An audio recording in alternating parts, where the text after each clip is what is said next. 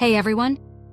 In this video, we're diving into a comparison between two popular tools, Miro and Notion. Both are great for visual collaboration and productivity, but they serve different purposes and workflows. By the end of this video, you'll have a clearer idea of which one fits your style best. 1. What each tool is built for. Let's start with what each does best.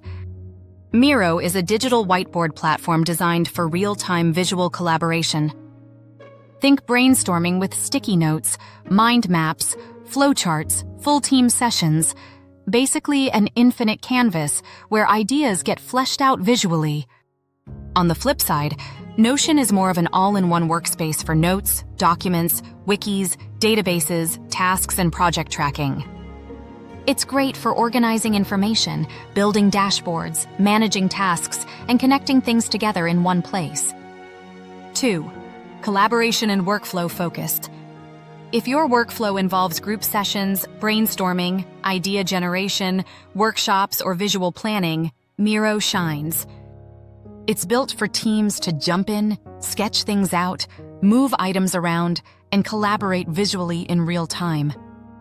If instead your focus is on creating content, structuring information, building a knowledge base, managing projects, tracking tasks, and storing rich content, then Notion may be a stronger fit.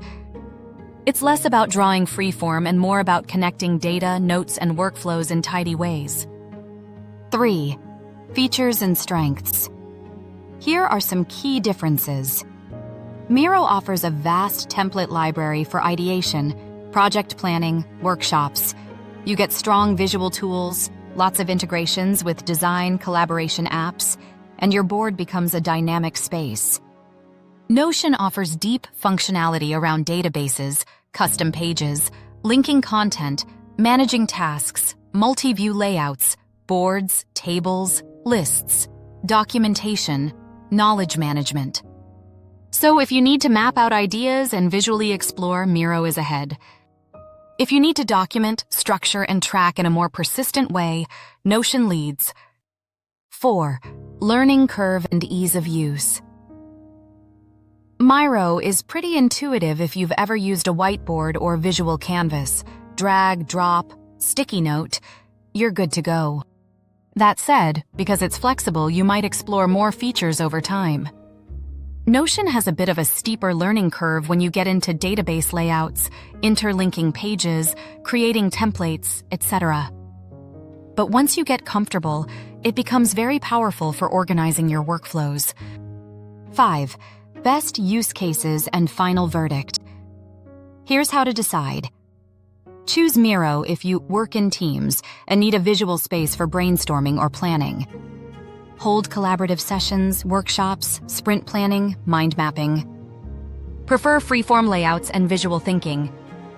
Choose Notion if you want to build and manage content, tasks, projects, knowledge in one place.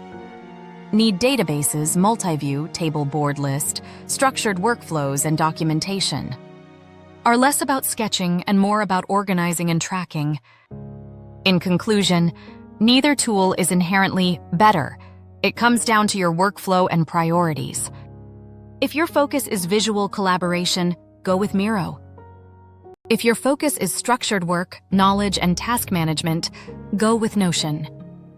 If this helped, please hit like, subscribe for more tool comparisons and productivity tips, and comment below which one you'll try out, Miro or Notion, and why.